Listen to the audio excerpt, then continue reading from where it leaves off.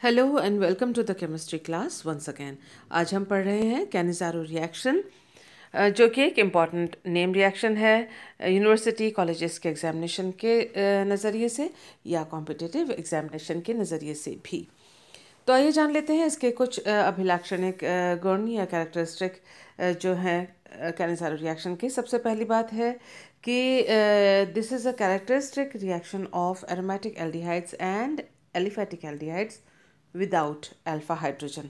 Important बात है without alpha hydrogen, यानी ये जो एक कैनिज़ारो रिएक्शन है वो एक अभिलाक्षणिक रिएक्शन है एरोमेटिक एल्डिहाइड्स या एलिफेटिक एल्डिहाइड्स का, लेकिन उनमें अल्फा हाइड्रोजन नहीं होना चाहिए।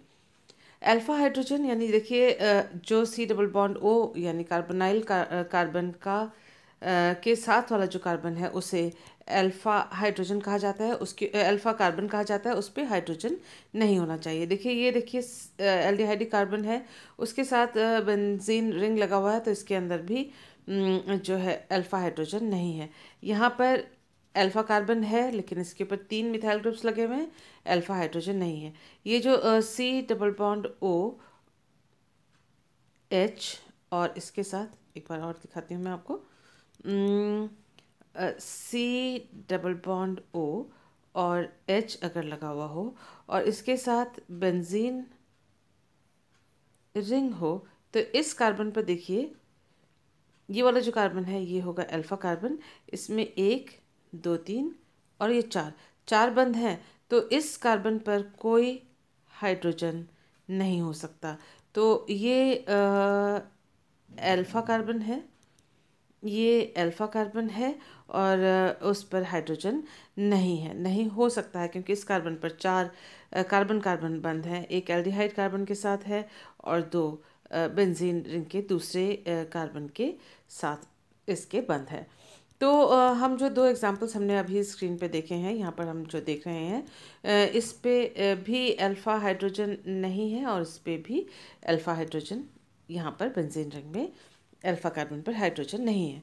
तो कैनिज़ारो रिएक्शन जो है वो ऐसे एरोमेटिक एल्डिहाइड या एलिफेटिक एल्डिहाइड का अभिलाक्षणिक रिएक्शन है जिसमें अल्फा हाइड्रोजन ना हो, और ये एक सेल्फ ऑक्सीडेशन रिडक्शन रिएक्शन है। Self oxidation reduction means which takes place in the presence of a base. तो किसी क्षार की उपस्थिति में यह सेल्फ ऑक्सीडेशन रिडक्शन रिएक्शन है। इसका मतलब ये है कि क्षार की उपस्थिति में वो मॉलिक्यूल खुद को ही ऑक्सीडाइज और खुद को रिड्यूस कर लेता है। देखिए ये एल्डिहाइड है विदाउट अल्फा हाइड्रोजन, और एक में वो ऑक्सीडाइज हो गया और एक में वो रिड्यूस हो गया। तो इसके दो मॉलिक्यूल आपस में रिएक्ट करते हैं। बेस की उपस्थिति में एक एसिड में बदल जाता है एल्डिहाइड से और दूसरा अल्कोहल में बदल जाता है, जो कि रिड्यूस हो गया, अपचयित हो गया, और यहाँ ये ऑक्सीकृत हो गया। तो इस प्रकार से ये मॉलिक्यूल आपस में एक बार ऑक्सीकृत, एक मॉलिक्यूल ऑक्सीकृत, दूसरा मॉलिक्यूल रिड्यूस, अपचयित हो जाता है इन the presence of a base की उपस्थिति में। तो इसीलिए ये सेल्फ ऑक्सीडेशन रिडक्शन रिएक्शन है। सिमिलरली आप इस एरोमेटिक एल्डिहाइड को देख सकते हैं, तो एक में ये देखिए CH2OH यानी अल्कोहलिक फंक्शन हो गया है, दूसरा COO- यानी कार्बोक्सिलिक एसिड में बदल गया। तो एक ऑक्सीडाइज हो गया और एक रिड्यूस या अपचयित हो गया। अल्कोहल अपचयित वाला मॉलिक्यूल है और कार्बोक्सिलिक आयन जो है वो ऑक्सीडाइज्ड या ऑक्सीकृत हुआ मॉलिक्यूल है। This is a disproportionation reaction. ये विषमानुपाती अभिक्रिया है, यानी जिसमें 2 मॉलिक्यूल्स आपस में रिएक्ट करते हैं और 2 नए मॉलिक्यूल्स बनाते हैं जो कि एक दूसरे से भिन्न हैं। तो हम देख सकते हैं कि 2 एल्डिहाइड आपस में रिएक्ट कर रहे हैं, तो एक कार्बोक्सिलिक एसिड बनाता है और दूसरा अल्कोहल बनाता है। इफेक्ट ऑफ सब्स्टिट्यूएंट्स, प्रतिस्थापितों की क्या प्रभाव है, उससे भी हम रिएक्शन मैकेनिज्म के बारे में अंदाज़ा लगा सकते हैं। ये देखा जाता है कि ऑर्थो और पैराफिनोलिक एल्डिहाइड्स, देखिए ऑर्थो फिनोलिक एल्डिहाइड्स यानी जिसमें CHO हो और उसके पैरा पे OH हो या फिर ऑर्थो पे OH हो, तो ऐसे मॉलिक्यूल्स जो हैं do not show Cannizzaro reaction.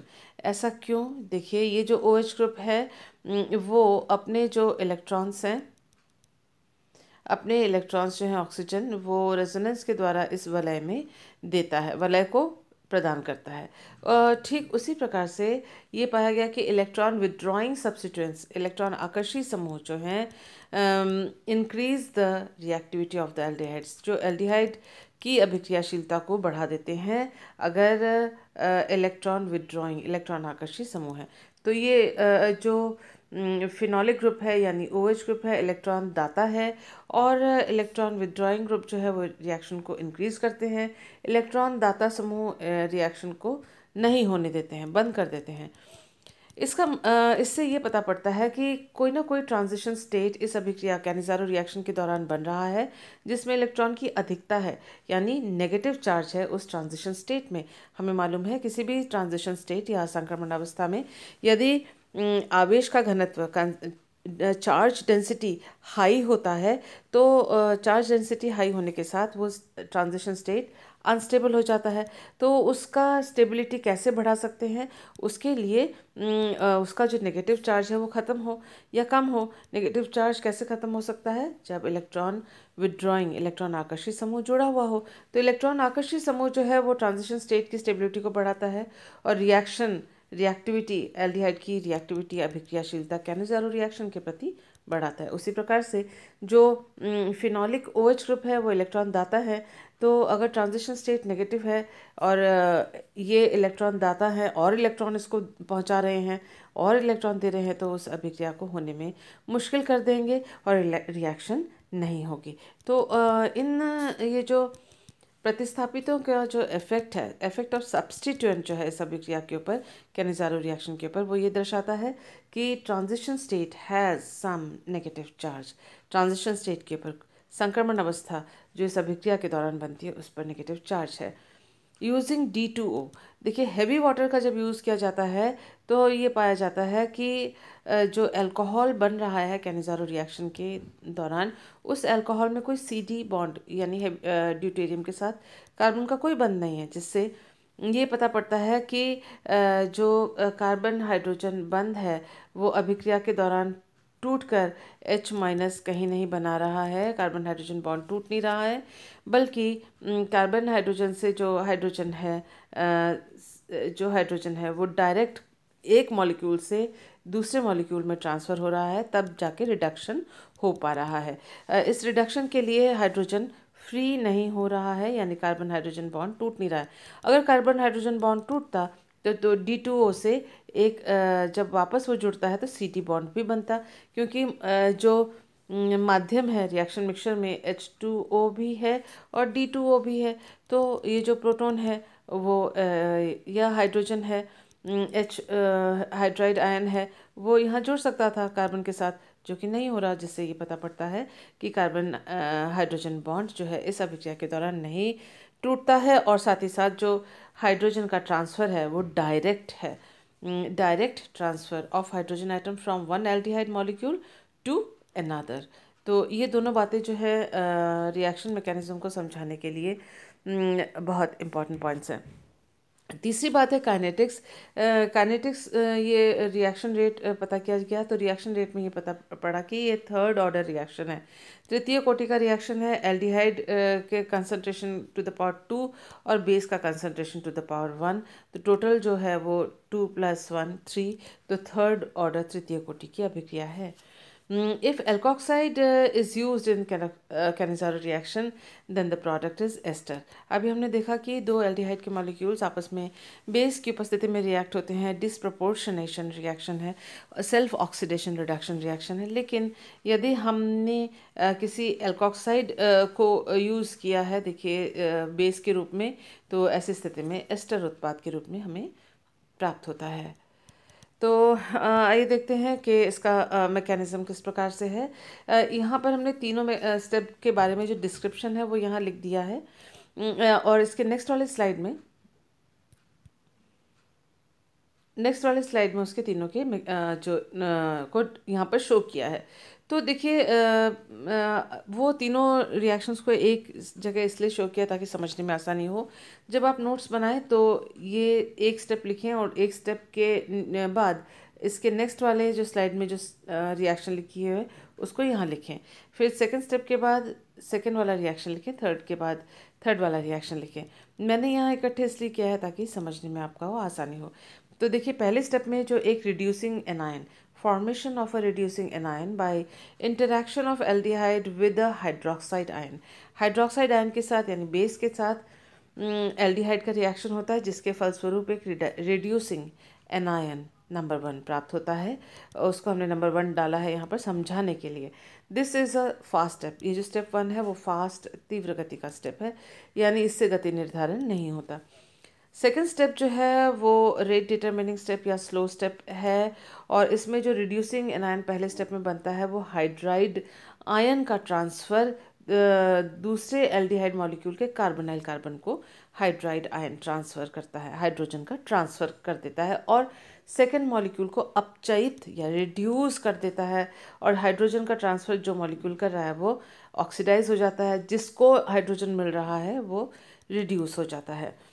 और इस वजह से कार्बोक्सिलिक एसिड और एल्कोक्साइड आयन उत्पाद के रूप में मिलते हैं सेकंड स्टेप के आखिर में। ये एक रेट डिटरमिनिंग स्टेप है या स्लो स्टेप है, धीमी गति का चरण है। तीसरे स्टेप में shift of proton from acid to alkoxide ion number 2 and gives the final product. तो एक नंबर 2 एल्कोक्साइड आयन जो बन रहा है दूसरे स्टेप के आखिर में, वह तीसरे नंबर स्टेप में जो है वो अपना एक हाइड्रोजन जो है एल्कोक्साइड आयन को दे देता है। प्रोटॉन एसिड से एल्कोक्साइड आयन को मिल जाता है, एसिड प्रोटॉन ट्रांसफ़र करता है एल्कोक्साइड आयन को, ये जो सेकंड स्टेप में बना है, और फाइनल या जो मेन उत्पाद है वो हमें प्राप्त हो जाता है। अगर ये चीज़ें अभी समझ में नहीं आ रही हों तो आइए देखते हैं स्लाइड नेक्स्ट वाला, जिससे हमें सारी चीज़ें समझ में आ जाएंगी।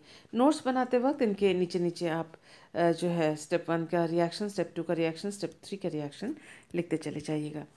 Let us see the mechanism. देखिए फर्स्ट स्टेप में क्या है, जो हाइड्रोक्साइड आयन या बेस है उसने कार्बोनाइल कार्बन पर आक्रमण किया, ये देखिए, और बहुत सिंपल सा रिएक्शन है।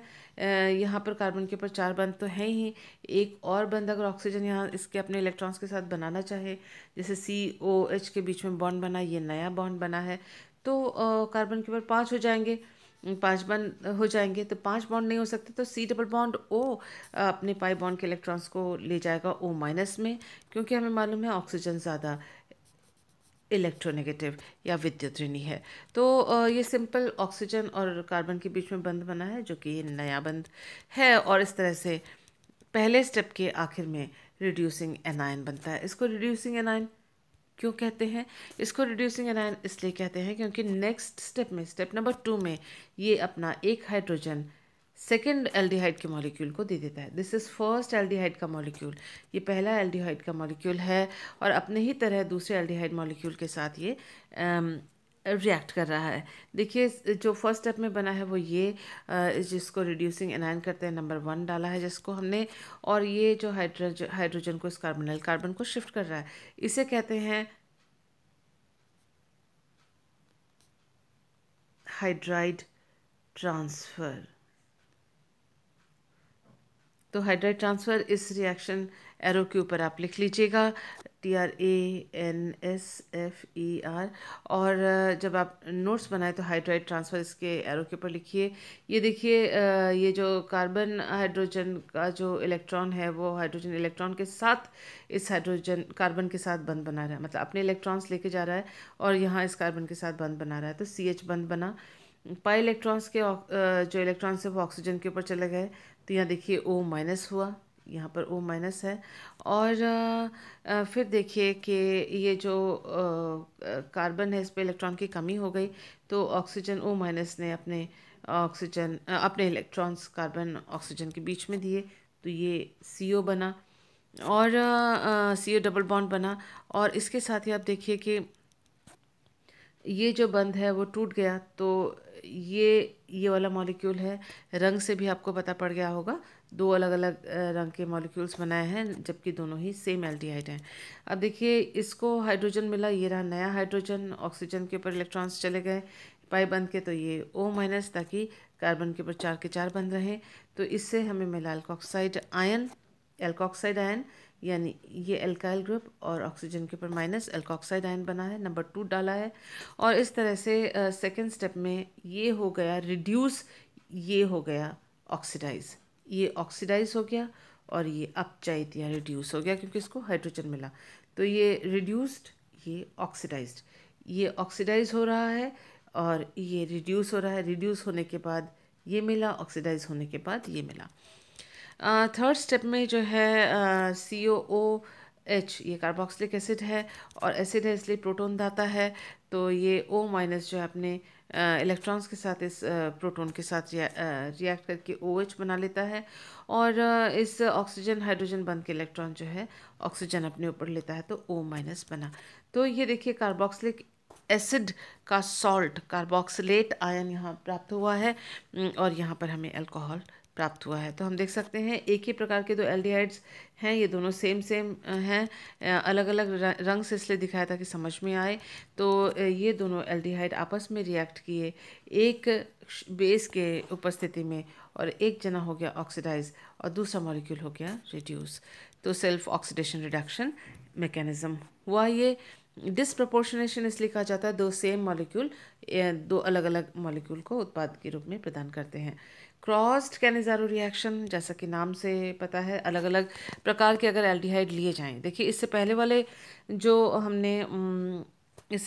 स्लाइड में हमने जो दोनों एल्डिहाइड्स देखे थे, इससे पहले वाले जो एल्डिहाइड्स हमने देखे थे, दोनों एल्डिहाइड्स जो हैं वो सेम हैं। आप ये देखिए, ये एल्डिहाइड और ये एल्डिहाइड सेम है। क्रॉस कैनिज़ारो में ये जो एल्डिहाइड के मॉलिक्यूल्स हैं,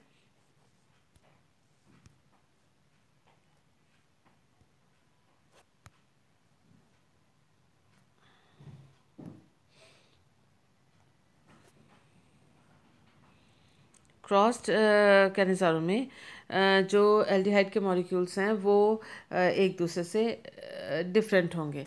मिश्रण, अगर mixture of two aldehydes with no alpha hydrogen undergo Cannizzaro reaction to yield all possible products. तो 4 प्रकार के प्रोडक्ट हमें प्राप्त होंगे अगर हमने कोई मिश्रण लिया दो एल्डिहाइड्स का और दोनों में ही अल्फा हाइड्रोजन नहीं होने चाहिए।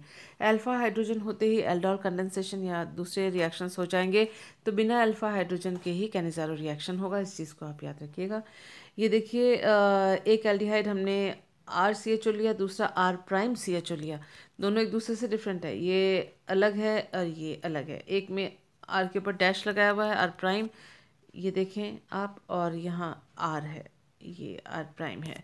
तो इन दोनों में ही अल्फा हाइड्रोजन अगर नहीं हो तो एक मॉलिक्यूल का अल्कोहल, दूसरे मॉलिक्यूल का अल्कोहल, पहले मॉलिक्यूल का कार्बोक्सिलेट आयन, दूसरे मॉलिक्यूल का कार्बोक्सिलेट आयन। तो टोटल 4 प्रकार के इस तरह के मॉलिक्यूल्स हमको प्रोडक्ट के रूप में मिल सकते हैं। इस प्रकार का जो रिएक्शन होता है वो सिंथेटिकली ज़्यादा इंपॉर्टेंट नहीं होता, संश्लेषण के लिए ये ज़्यादा इंपॉर्टेंट नहीं होता क्योंकि बहुत सारे प्रोडक्ट्स मिक्सचर के रूप में बन जाते हैं, एक मुख्य उत्पाद इसके अंदर नहीं होता।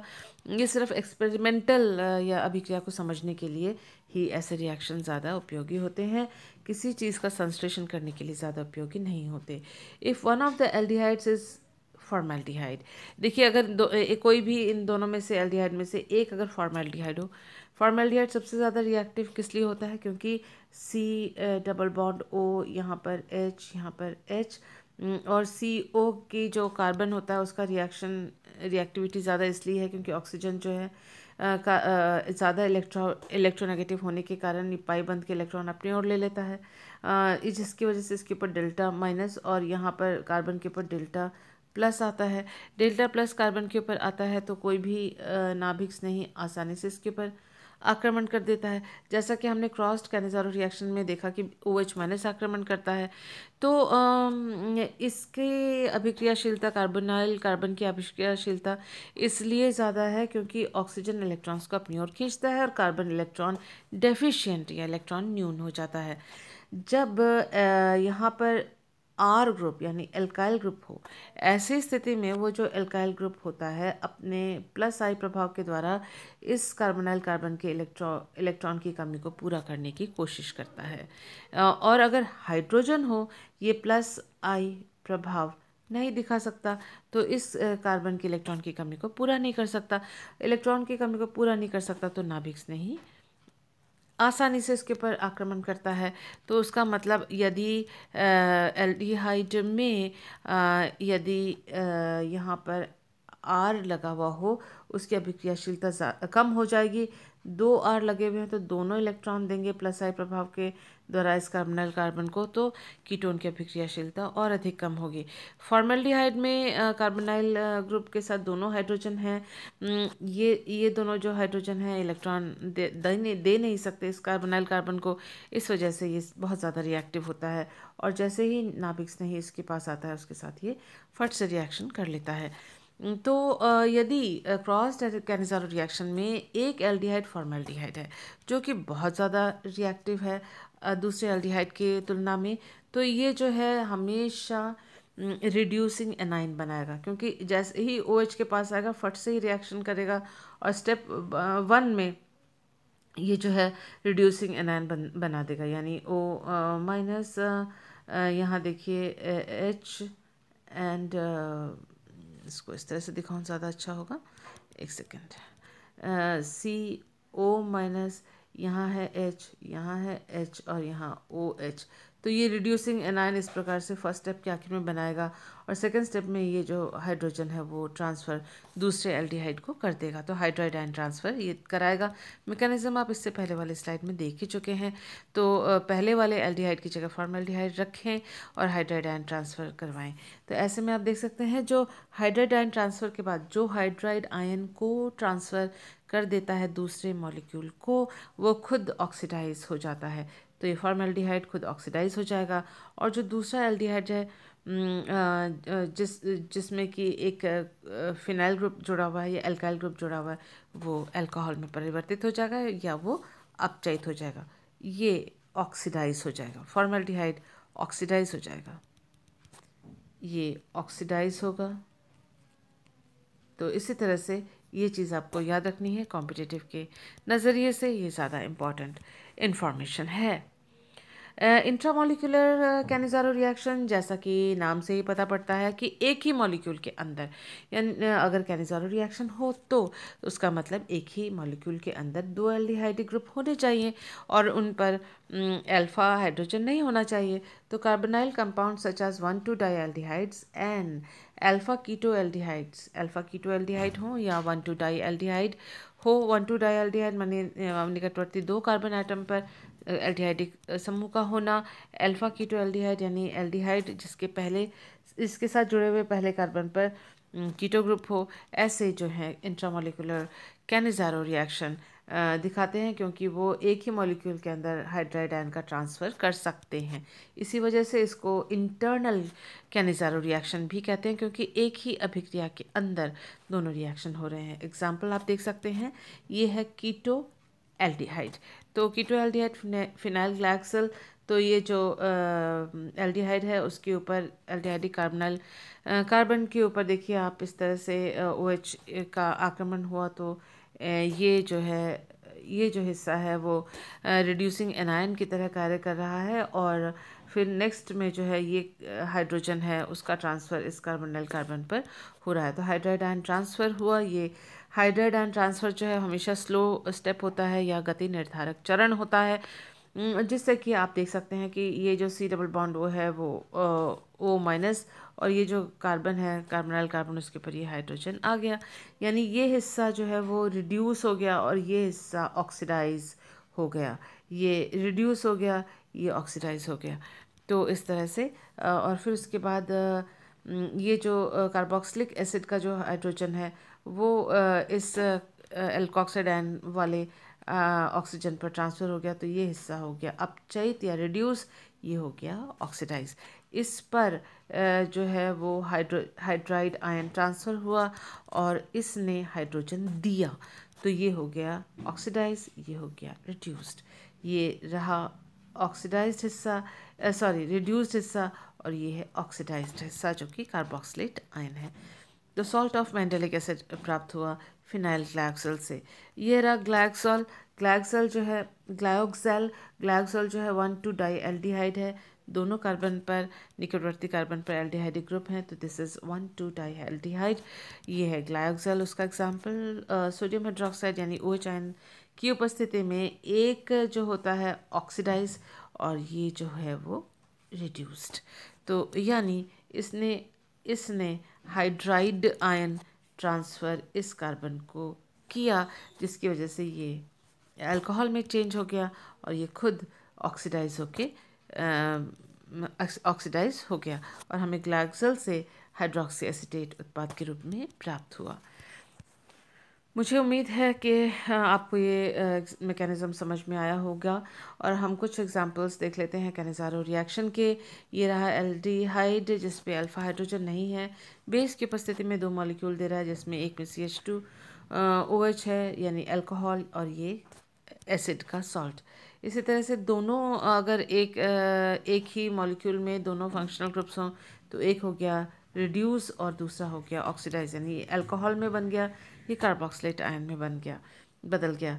यहाँ देखिए ये CHOO है, तो इसके 2 मॉलिक्यूल्स आपस में रिएक्शन करेंगे, क्योंकि OMe कैनिज़ारो रिएक्शन में भाग नहीं लेता है, तो इसके 2 मॉलिक्यूल्स आपस में ऑक्सीडेशन रिडक्शन दिखाएंगे, डिसप्रपोर्शनेशन या विषानुपाती अभिक्रिया दिखाएंगे। एक बन जाएगा अल्कोहल, दूसरा हो जाएगा कार्बोक्सिलेट आयन, एक अपचयित और दूसरा ऑक्सीडाइज्ड। तो इस तरह से कुछ एग्जांपल से हम देख सकते हैं। इसके साथ ही कैनिज़ारो रिएक्शन के ऊपर जो ये मैटर है वो मैं फिनिश करती हूँ। मुझे उम्मीद है आपको समझ में आया होगा। फिर भी नहीं समझ में आया तो व्हाट्सएप आप मुझे पर्सनली कर सकते हैं। वीडियो को पॉज करते हुए नोट्स बनाइएगा। Thank you for being with me.